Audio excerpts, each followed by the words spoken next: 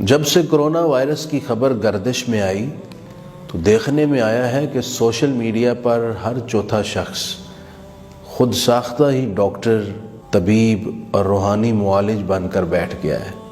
نئے سے نئے علاج بتائے جا رہے ہیں۔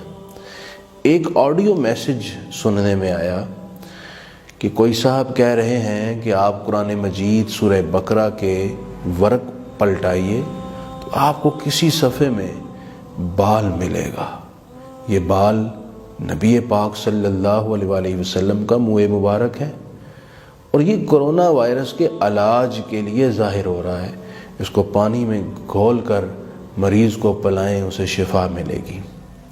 اور جس کسی کے ہاں اتفاق سے بال نکل آیا، لوگ اس کی زیارت کے لیے جمع ہو گئے اور پانی پینے والوں کی لائنیں لگ گئیں۔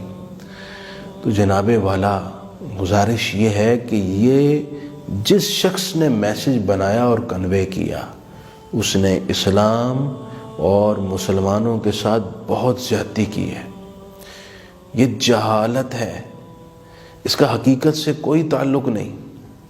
میسج بنانے والے نے مسلمانوں کے ایمان کو کمزوری کی طرف لے جانے کی ناجائز کوشش کی اور لوگوں کو توہم پرستی کی ایک نئی راہ پر ڈال دیا۔ اس کا حقیقت سے کوئی تعلق نہیں۔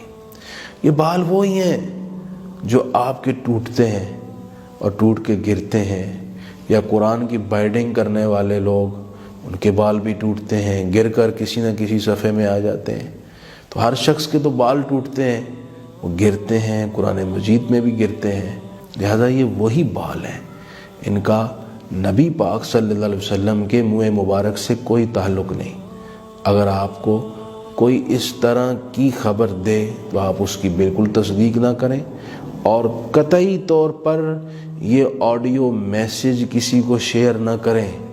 اگر اس طرح کے میسیجز آپ تک پہنچتے ہیں تو آپ ان کو ڈیلیٹ کریں اور اپنے فیس بک پہ یا واٹس ایپ پہ دوسروں کو شیئر کر کے ان کو توہم پرستی کے اس جال میں مت الجھائیے۔ نبی پاک صلی اللہ علیہ وسلم نے توہم پرستی کا خاتمہ کیا ہے۔ آپ نے فرمایا لا عدوى ولا حامۃ ولا سفرا۔ لہٰذا ہمیں بھی توہم پرستی سے بچ کر قرآن مجید کی تلاوت کرنی چاہیے۔ قرآن مجید میں شفا ہے۔